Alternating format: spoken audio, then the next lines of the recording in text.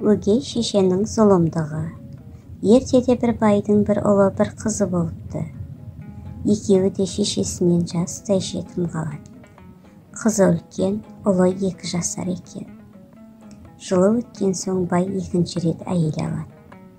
Ол әйелі кісі етіне жерік болады. Бірде тоқал айтады: маған осы кішкене балаңды сойып бер дейді. Бай баласын қимай, жылап еңіреп, не істерін білмейді. Үлкен қызы әр ауылға істі өгей барады екен.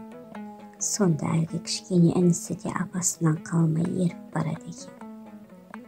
Бір күні әкесі қызын айтады: шырағым, сен ауылға барсаң, інің мұнда қалсын дейді. Қыз байғұс әкесінің әйеліне сойып беретінін білмей, інісін тастап кетеді. Қыз кеткен соң әкесі баланы әйеліне сойып береді. Әйелі баланың етін жеп болады да, сүйегін жуып, бәрін бір жерге қояды. Бір уақытта қыз келсе, інісі жоқ. Үйілі тұрған сүйекті көріп, қыз бұл ненің сүйегі деп сұрайды. Әкесі жылап: шырағым, уақыт солай, әйелім сойып жеді дейді.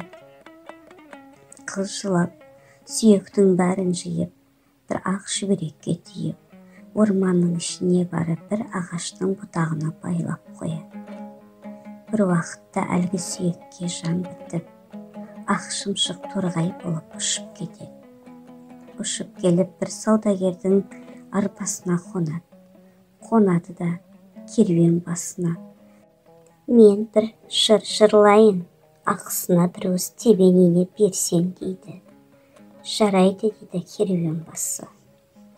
Әкем мені сой де кеш, апам аты қарлығаш, ақ шүберекке түй де кеш, тоғай басына қой де кеш, тоғай басы есіркеп, қанат құйрық бер де кеш деп тебенін алып ұшып кетеді. Тағы да мүйіз сатқан керуенге келеді. мен бір жыр жырлайын, бір уыс мүйіз берсең дейді. Жарайды дейді керуеншілер. Оларға да жырын жырлап, мүйізін алып ұшып кетеді. Тағы да бір тебен сатқан адамдарға келіп айтады: мен бір жыр жырлайын, бір уыс тебен берсең дейді. Жарайды дейді олар. Оларға да айтып, тебенін алып ұшып кетеді.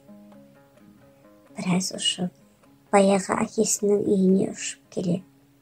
Қараса әкесі қой бағып жүр екен. Келеді де жырлайды: әкем мені сой де кеш, апам аты қарлығаш, ақ шүберекке түй де кеш, тоғай басына қой де кеш, тоғай басы есіркеп, қанат құйрық бер де кеш. Бұны естіген әкесі: шырағым, тағы да бір айтшы дейді әкесі. Аузыңды аша ғой, айтайын дейді торғай. Әкесі аузын аша бергенде торғай бір уыс инені аузына тастап жібереді. Әкесі қақалып табанда өліп қалады. Енді сойғызы бетін жеген шешесіне келсе, бір топ әйелдермен әңгіме соғып отыр екен. Тағы да жырлайды. Сонда: тағы да жырлашы дейді өгей шешесі. Аузыңды аша ғой, жырлайын дейді торғай. Аузын аша бергенде бір уыс тебенді тастап жібереді. Шешесі де инеге қақалып тұншығып өледі. Одан соң торғай бір үйге келсе, апасы жылап отыр екен.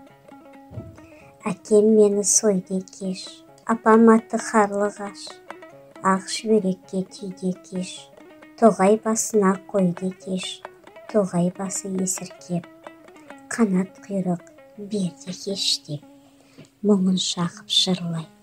Сонда әкесі: мынау менің қарағым ғой, тағы да жырлашы деп айтады.